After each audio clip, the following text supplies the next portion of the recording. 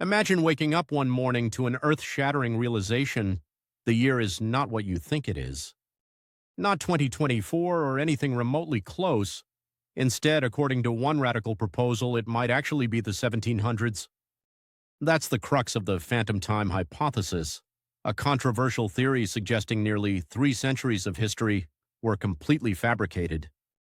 To understand this theory, we must begin with its basics, proposed by German historian Heribert Illig. Illig asserts that the years between 614 and 911 AD simply did not exist.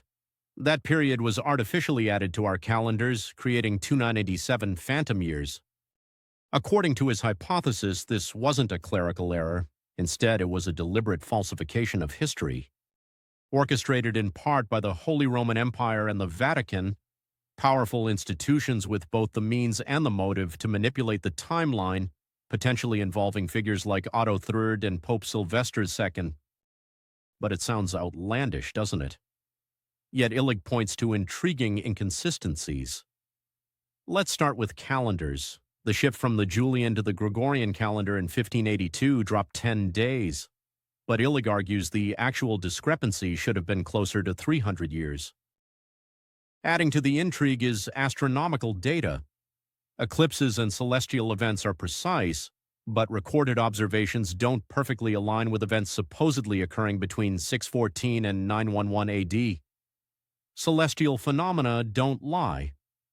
Could discrepancies in these records be evidence of temporal tampering? Of course, no grand claim comes without its critics, and the phantom time hypothesis has plenty.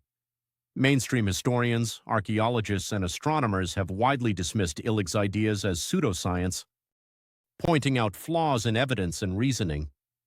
Skeptics argue the inconsistencies in calendars.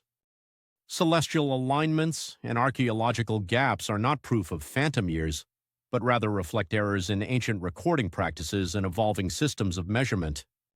Likewise, critics remind us that history is inherently patchy and incomplete. So why does this theory persist despite widespread debunking? Part of its appeal lies in its audacity. It challenges deeply held assumptions about our relationship with time and truth. The theory also taps into broader conspiratorial thinking, fueling suspicions about powerful institutions potentially reshaping narratives to suit their ambitions. And then there's the sobering question: how do we verify history itself? History is a fragile tapestry woven from documents, objects, and traditions, with numerous blind spots where context and belief cloud reality. Ultimately, the phantom time hypothesis reminds us of one fascinating fact. History is not just what was, it's also what we choose to believe.